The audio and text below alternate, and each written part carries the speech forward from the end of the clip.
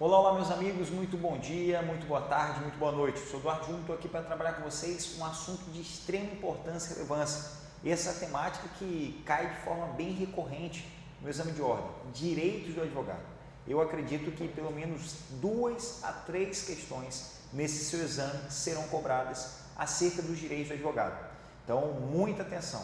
Só para que você possa ter uma ideia, uma dimensão da importância desse assunto. Assim como o artigo 5º está para a Constituição, o artigo 7º está para o Estatuto da Advocacia da Ordem dos Advogados do Brasil. Direito do advogado. Tão importante quanto conhecer o direito do consumidor, o direito do trabalhador, o direito do seu cliente, é você conhecer as suas prerrogativas. O advogado que conhece as suas prerrogativas, ele desenvolve o seu trabalho, o seu mistério com muito mais tranquilidade, com muito mais segurança. E como se trata de uma prova para verificar se você está apto para o exercício pleno da advocacia, é fundamental que você conheça os seus direitos e suas prerrogativas. Então vamos lá, direitos do advogado, material na tela. Primeira temática, são direitos do advogado, exercer com liberdade a profissão em todo o território nacional. A partir do momento em que você se inscreve na OAB, você vai poder exercer a profissão em todo o território nacional. Temos umas ponderações, como por exemplo, inscrição suplementar. Quando será necessária uma inscrição suplementar? Nós vamos ver isso aí no nosso próximo bloco de aula. Mas saiba você que a partir do momento que você se inscreve no quadro de advogados, você passa a poder exercer advocacia em todo o território nacional. Segunda prerrogativa, segundo direito do advogado, a inviolabilidade. O advogado tem direito à inviolabilidade. No entanto, essa inviolabilidade, ela não é absoluta. A inviolabilidade, ela é relativa. A Stephanie, aquela do CrossFox, lá do Piauí, lá de Teresina, ela é absoluta. Lembram da música? Se não lembram, não importa, não cai na prova.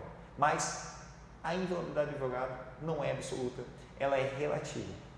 Se ela é relativa, significa dizer que ela vai poder ser quebrada. A inviolabilidade do advogado poderá ser quebrada. E quando poderá ser quebrada a inviolabilidade do advogado? Presentes indícios de autoria e materialidade de crime por parte do advogado, a autoridade judiciária poderá decretar a quebra da inviolabilidade em decisão motivada, expedindo mandado de busca e apreensão específico e pormenorizado, a ser cumprido na presença de representantes da OAB, sendo vedada, sendo proibida a utilização de documentos, mídias e objetos pertencentes a clientes do advogado averiguado, bem como dos demais instrumentos de trabalho que contenham informações sobre clientes, salvo, atenção para o salvo se houver entre cliente e advogado coautoria ou participação na prática de crime que deu causa à quebra da inviolabilidade. Então, meus amigos, muita atenção. O advogado tem direito à inviolabilidade, mas essa inviolabilidade ela poderá ser quebrada. Quando poderá ser quebrada a inviolabilidade do advogado? Poderá ser quebrada quando houverem indícios da prática de crime realizado por advogado. Quando houver indícios da prática de crime, poderá ser quebrada a inviolabilidade em mandado de busca e apreensão específico e pormenorizado, a ser cumprido na presença de representantes da OAB. No momento em que a autoridade ingressar no escritório do advogado, no momento em que essa inviolabilidade for quebrada, muita atenção, não poderá de maneira alguma ter acesso a informações de cliente do advogado averiguado. Ora, por qual motivo? Quem está sendo investigado é o advogado. Existe um sigilo profissional entre cliente e advogado. Imagina se o delegado, imagina se a autoridade policial pudesse ter acesso a essas informações do cliente do advogado averiguado. Ele poderia pegar essa informação, por exemplo, de um cliente que estava sendo investigado pela prática de um crime. E aí, ele poderia utilizar essas informações que foram entregues para o advogado fazer defesa, que é um direito fundamental, constitucional, que todo cidadão tem, e utilizar nesse outro processo. Seria um Deus nos acuda, não haveria uma segurança jurídica. Poderia, inclusive, tutelarmos aqui, levantarmos aqui aquela teoria dos frutos da árvore envenenada, porque a forma como ele teve acesso a essa informação seria, por exemplo, uma forma inconstitucional. Então, muita atenção, o advogado tem direito à inviolabilidade, mas essa inviolabilidade ela poderá ser quebrada. Quando vai poder ser quebrada a inviolabilidade? Quando houver indício de autoria ou coautoria da prática de crime realizada por advogado. Quebrada essa inviolabilidade, não poderá ter acesso a informações pertinentes a clientes do advogado averiguado, salvo uma exceção, quando entre esse cliente e o advogado investigado houver coautoria ou participação na prática do crime que deu causa à quebra da inviolabilidade. Então, muita atenção, meus amigos, muita atenção para essas informações, são informações fundamentais para que você logre êxito no exame de ordem, beleza? Muita atenção para essa informação. Vamos avançar aqui, material na tela, vamos partir aqui para outra prerrogativa, outro direito do advogado. Inciso 3 do artigo 7º, eu queria destacar aqui a vocês que todas essas informações, elas têm como fulcro, elas têm como base o novo Código de Ética, o novo Código de Processo Civil, está tudo atualizado, está tudo novinho, porque todas essas atualizações, é claro que já vão cair nessa sua prova, então muita atenção para essa informação. Inciso 3, comunicar-se com seus clientes, é direito do advogado, comunicar-se com seus clientes, pessoal reservadamente, mesmo sem procuração, quando estes se achem presos, detidos ou recolhidos em estabelecimentos civis ou militares, ainda que considerados incomunicáveis. Aqui podemos lembrar lá do RDD. O que vem a ser o RDD? Regime Disciplinar Diferenciado. Por mais que o preso esteja incomunicável, essa incomunicabilidade não alcança o advogado. É um direito do advogado, uma prerrogativa do advogado se comunicar com o seu cliente, ainda que ele se encontre preso, ainda que ele seja considerado incomunicável. Essa incomunicabilidade não alcança o advogado. Lembrando que todos esses direitos, todas essas prerrogativas, elas são inerentes ao advogado para que ele possa garantir a defesa do direito do cidadão. Então, é a garantia para o advogado para que ele garanta o direito do cidadão. Beleza? Seguindo, ter a presença de representantes da OAB é direito do advogado quando preso em flagrante por motivo ligado ao exercício da advocacia para a lavratura do auto respectivo sob pena de nulidade nos demais casos a comunicação expressa seccional da OAB. Meus amigos, o que significa isso? Digamos, o advogado foi preso por motivo ligado à profissão, um crime profissional ligado ao exercício da advocacia para a lavratura do respectivo auto, tem que estar presente um representante da OAB, porque o representante da OAB vai verificar se as prerrogativas desse advogado estão sendo cumpridas. Muita atenção, porque quando o advogado for preso por motivo que não tem relação ao exercício da advocacia, não tem relação com o exercício profissional da advocacia, não precisa a presença do representante da OAB, basta que a OAB seja comunicada. Muita atenção para esse detalhe, muita atenção. Não ser recolhido preso é direito do advogado antes de sentença transitada em julgado, senão em sala de estado maior, com instalações comunidades condignas, assim reconhecidas pela OAB. Cuidado porque essa informação ela não existe mais. A sala de estado maior não precisa mais ser reconhecida pela OAB. Essa informação ela foi suprimida em razão de uma ADIM. Então, a sala de estado maior ela não precisa mais ser reconhecida pela OAB. A OAB não precisa mais reconhecer, mas é um direito do advogado. É um direito que o advogado tem. Por exemplo, o advogado foi recolhido preso, ele vai ser preso numa sala de estado maior. Agora, atenção para a ponderação.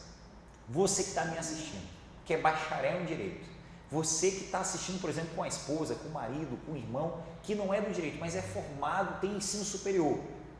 Quando você se formou, não minta para mim, mas no fundo você pensou o seguinte: tem ensino superior.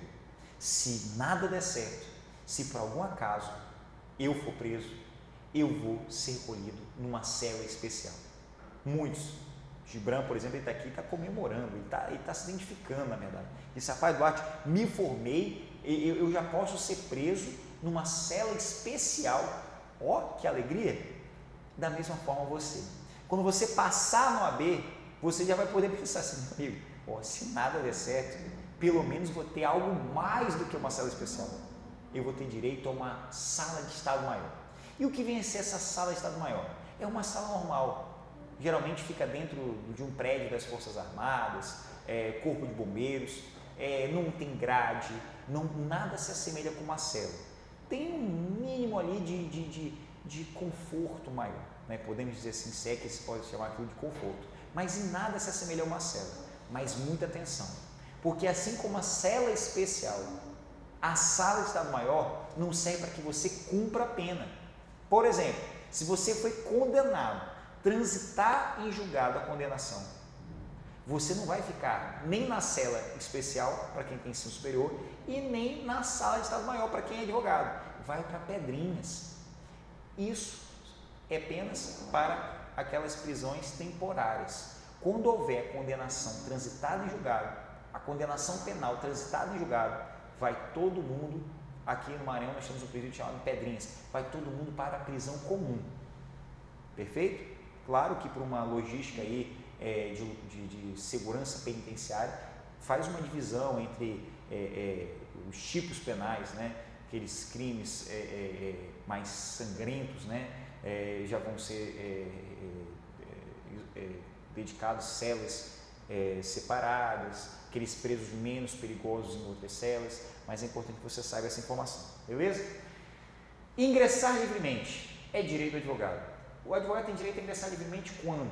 Onde ele tem direito? Ingressar livremente nas salas de sessões de tribunais, mesmo além dos cancelos que separem a parte reservada aos magistrados, nas salas de dependências, de audiências, secretarias, cartórios, ofícios de justiça, serviços notariais e de registro. E no caso de delegacia e prisões, mesmo fora do expediente e independentemente da presença dos seus titulares. Meus amigos, observem essa situação aqui, ó.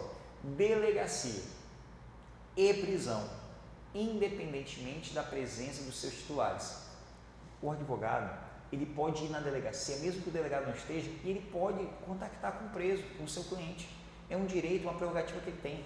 Ele pode ir lá na prisão e pode contactar com o preso, mesmo independentemente do diretor estar lá ou não. Claro que deve ser analisada toda uma questão de segurança pública, mas ele tem acesso, é prerrogativa do advogado. Duarte, se uma prerrogativa dessa estiver sendo desrespeitada, pode chamar a OAB para que ela auxilie o advogado na garantia dessas prerrogativas. Feito muita atenção. Em qualquer edifício ou recinto em que funcione repartição judicial ou serviço público, onde o advogado deva praticar ato ou colher prova ou informação útil ao exercício da atividade profissional, dentro do expediente ou fora dele, e ser atendido desde que se ache presente qualquer servidor ou empregado. Então, meus amigos, são questões em que o advogado tem acesso. Acerca dessa informação, eu queria aqui fazer uma pequena e importante ponderação. Em qualquer assembleia ou reunião em que participe ou possa participar o seu cliente ou perante a qual este deva comparecer, desde que munido de poderes especiais. Meus amigos, percebam, o advogado ele vai poder ingressar livremente em delegacia, em prisão, fora do horário, mesmo que o delegado não esteja, mesmo que o diretor do presídio não esteja, sem procuração. Agora, para que ele participe de uma reunião, por exemplo, de condomínio, de uma assembleia, para participar, ele vai precisar de poderes especiais. É a minha observação. Dou dica para esse detalhe aqui que está na linha D. Porque quando for assembleia ou reunião, uma simples assembleia ou reunião, em que o cliente participe ou possa participar, o advogado vai poder, mas tem que ter poderes especiais. Beleza? Existem questões também que estão relacionadas ao direito do advogado que eu, às vezes, até me surpreendo. Meu Deus, por que será que botaram isso? Eu acho assim, o cara estava, por exemplo, elaborando um estatuto, ele não tinha muito assim o que colocar, ele pensou assim, rapaz, quer saber uma coisa? Bota aí que é direito do advogado, ficar sentado em pé. Tem isso, gente. Olha só que pode cair na tua prova, já caiu. É direito do advogado permanecer sentado em pé, ou em pé, né? Sentado em pé, e retirar-se de quaisquer locais indicados no inciso anterior, independentemente de licença. Olha que coisa, né? Dirigir-se diretamente aos magistrados nas salas e gabinetes de trabalho, independente de horário previamente marcado ou outra condição, observando apenas a ordem de chegada. Meus amigos, isso aqui é fantástico, importantíssimo. Importantíssimo está aí no artigo 7º, inciso 8 do Estatuto. Um certo dia, eu fui despachar, como presidente do PROCON, com o desembargador, sobre uma causa extremamente importante, empréstimos consignados. estava sendo realizado um IRBR, todos os processos suspensos, e eu fui despachar com o desembargador. Cheguei lá no gabinete e falei assim, olha, eu queria despachar com o desembargador fulano de tal. E a assessora dele, a chefe de gabinete, falou que ele não poderia me receber, que ele estava lá, mas ele não poderia me receber. Eu cheguei e falei assim, eu insisto, é uma causa de extrema relevância social, eu insisto que ele me atenda. Você agendou horário? Não, não agendei. Mas ele está aí, não está? Tá. Ele não vai poder lhe receber. Ele vai receber apenas aquela advogada ali que agendou horário, etc. Aí eu parei, falei para ela, olha minha amiga, eu compreendo que você está cumprindo ordens e eu espero que você compreenda porque eu estou exercendo a minha atividade. E de acordo com o artigo 7º, inciso 13 da Lei 8.906/94, Estatuto de Advocacia da Ordem dos Advogados do Brasil, é meu direito, é minha prerrogativa ser atendido por ele, independentemente de horário marcado. A única coisa que está consignado no inciso 13 deste artigo, deste instituto que eu acabei de citar, é que eu devo respeitar a ordem de chegada. Então, informe a ele que eu estou aqui, eu vou despachar com ele, após o despacho com essa advogada que aqui está aguardando. Ela levou a informação e ele me recebeu. Agora, imagina se ele não me recebesse. Eu poderia denunciar esse magistrado ao CNJ. Será que ele ia gostar de receber uma denúncia no CNJ por desrespeitar uma prerrogativa inerente ao exercício da advocacia? Vocês estão vendo quão importante é você conhecer os seus direitos? É de extrema relevância e importância. Isso aconteceu. Isso aconteceu. Quem estava comigo no dia era a advogada Tairine Moraes. Também estava lá, é testemunha. Podem seguir Tairine nas redes sociais lá e pergunta para ela, Tairine, é verdade que aconteceu isso? É verdade. Beleza? Quem não encontrar o nome Tairine Moraes, me manda mensagem que eu te mando o link da doutora Tairine Moraes. Porque pensa o nome difícil de escrever, Tairine Moraes, parece que são 2 N's, é um complexo, absurdo, graças a Deus não vai cair na prova como se escreve Tairine Moraes. Então vamos seguir. Usar da palavra pela ordem em qualquer juízo ou tribunal mediante intervenção sumária para esclarecer equívoco ou dúvida surgida em relação a fatos, documentos ou afirmações que incluam no julgamento, bem como para replicar acusações ou censura que lhe forem feitas. O uso da palavra é uma prerrogativa do advogado, pode se manifestar pela ordem, né, para esclarecer toda e qualquer informação. Reclamar verbalmente ou por escrito perante qualquer juiz ou tribunal ou autoridade contra a inobservância de preceito de lei, regulamento ou regimento é direito, é prerrogativa do advogado. É reclamar, o advogado ele tem que reclamar mesmo, seja por escrito, seja verbalmente, é o direito dele fazer esses tipos de manifestações. Claro que com base em fundamentos, senão vai também ser processado disciplinarmente. Falar sentado em pé, como se não bastasse. O inciso 7, ele repete aqui praticamente no inciso 11. Falar sentado em pé em juízo ou tribunal ou órgão de deliberação coletiva da administração pública ou poder legislativo. Inciso 12. Examinar em qualquer órgão de poder judiciário ou legislativo ou da administração pública em geral autos de processos findos ou em andamento, mesmo sem procuração, quando não estejam sujeitos a sigilo, assegurado a obtenção de cópias, podendo tomar apontamentos. É direito do advogado ter acesso aos autos, examinar os autos, ter acesso a esses autos para que possam ser feitas as devidas ponderações. Examinar em qualquer instituição responsável por conduzir investigação, mesmo sem procuração, autos de flagrante e de investigação de qualquer natureza, findos ou em andamento, ainda que conclusa a autoridade, podendo copiar peças e tomar apontamentos em meio físico ou digital. Observem só, inclusive por meio digital, redação dada pela Lei 13.245 de 2016, atualizadíssimo. Muita atenção, porque o advogado ele vai ter acesso a essas informações, mesmo sem procuração, quando se tratar de processos findos ou em andamentos, ainda que conclusos a autoridade, podendo copiar peças e tomar apontamentos por meio físico ou digital. Agora observe, é o que está documentado, né, gente? Quando você vai lá na delegacia querer ter acesso a um inquérito, você não pode querer ter acesso a aquilo que ainda não foi instruído, senão você vai prejudicar, comprometer a investigação, a instrução penal. Mas o que já está documentado, o que está no inquérito, aí sim você vai poder ter acesso, ok? É essa questão que, inclusive, ela vem sendo reafirmada na súmula vinculante número 14 do STF. Parágrafo 10º. Nos autos sujeitos a sigilo, deve o advogado apresentar a procuração para o exercício dos direitos que trata o inciso anterior. Sobre essa questão, gente, quando se tratar de sigilo, tem que ter procuração. Por quê? Sigilo, tão somente os advogados constituídos, as partes e a autoridade competente para julgamento vai poder ter acesso a essas informações. Tão somente as partes, os advogados constituídos por essas partes e a autoridade competente para julgar vai ter acesso a esses autos. Por isso tem que ter procuração para analisar, para ter acesso a autos que tramitam em sigilo, ok?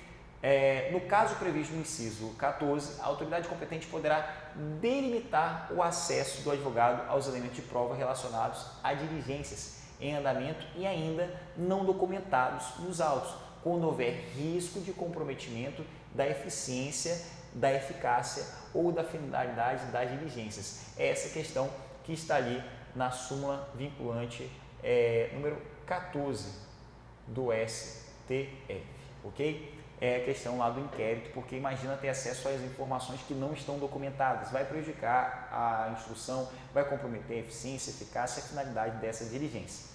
Aí, na observância dos direitos estabelecidos no inciso 14, o fornecimento incompleto de autos ou fornecimento de autos em que houve a retirada de peças já incluídas no cadastro, no caderno investigativo, implicará responsabilização criminal e funcional por abuso de autoridade do responsável que impedir o acesso do advogado, com o intuito de prejudicar o exercício da defesa sem prejuízo do direito subjetivo do advogado de requerer acesso aos autos ao juiz competente. Ou seja, mais uma atualização da Lei 13.245 de 2016 significa dizer que se o servidor ele comprometer o acesso a essas informações, ele pode responder criminalmente, pode responder na seara funcional, na seara administrativa e também pode responder na seara civil, ou seja, há uma responsabilização e essa atualização ela tornou a responsabilização ainda mais clara, porque botou ali de forma positivista, literal, essa responsabilidade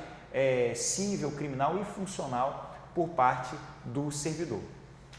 Ainda sobre o direito do advogado. É direito do advogado ter vista dos processos judiciais ou administrativos de qualquer natureza, em cartório ou na repartição competente ou retirá-los pelos prazos legais. Retirar autos de processos findos, sem procuração, pelo prazo de 10 dias. Agora, atenção, meus amigos, para uma informação de extrema importância.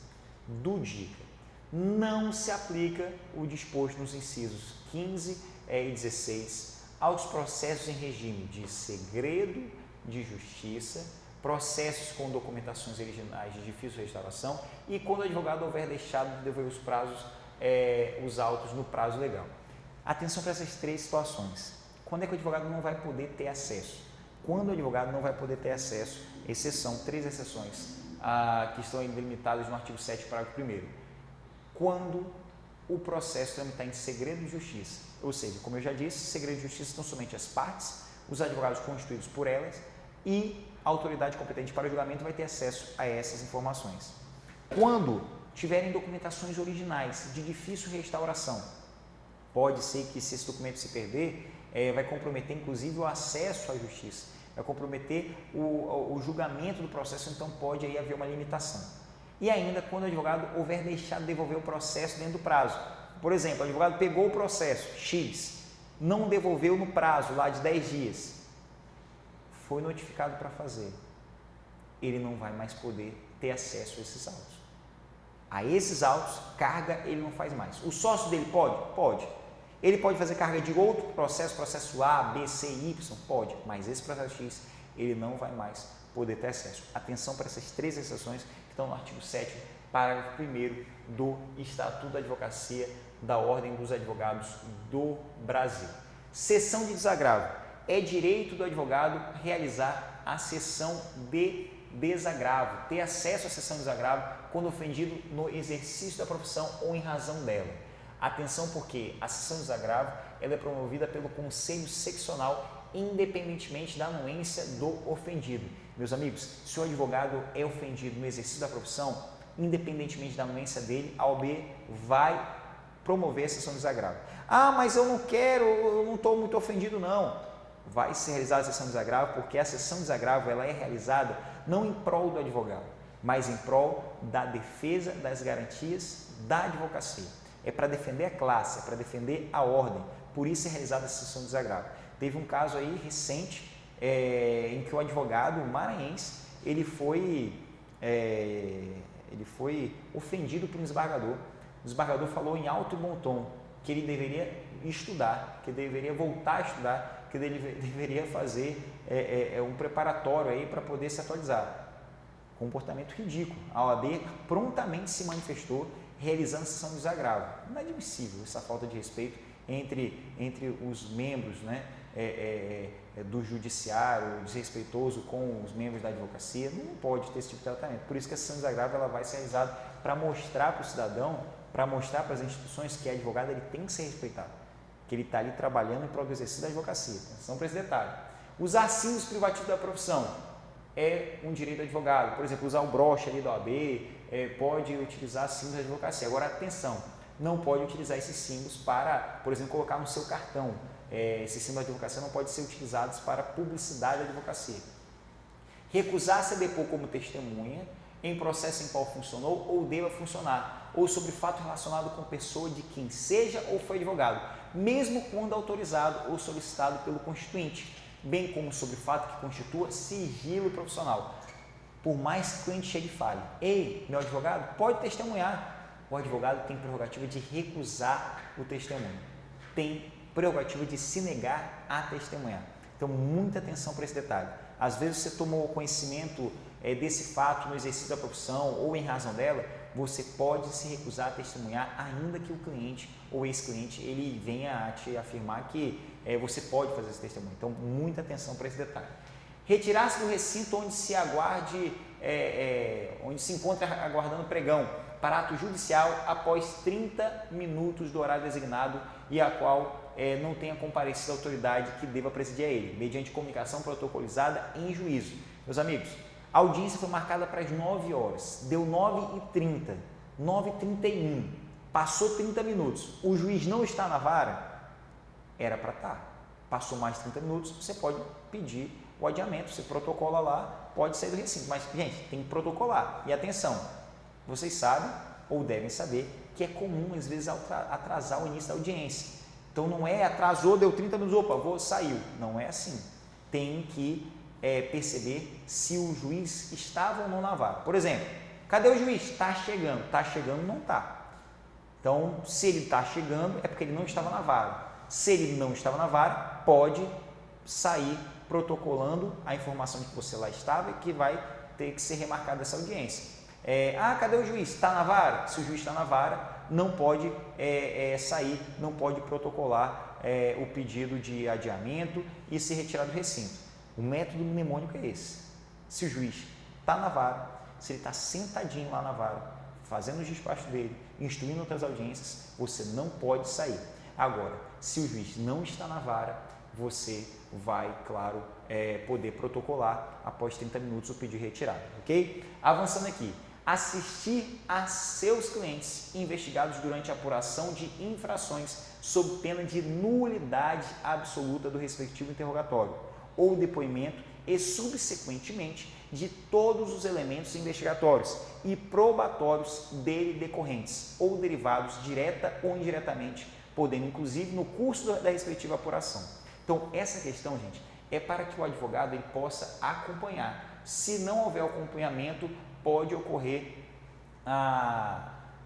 não apenas a afronta a uma prerrogativa do advogado, como a nulidade de todos esses elementos. Nulidade, diga-se de passagem, absoluta. Meus amigos, falamos sobre direito do advogado, ainda tem mais informações, todas atualizadas, com base no novo Código de Processo Civil, com base no novo Código de Ética e Disciplina. E no próximo bloco vamos continuar falando sobre direito do advogado, em especial a essas atualizações. Vamos falar também dos direitos da advogada, coisa nova. Então, daqui a pouquinho a gente volta com mais um bloco de aula.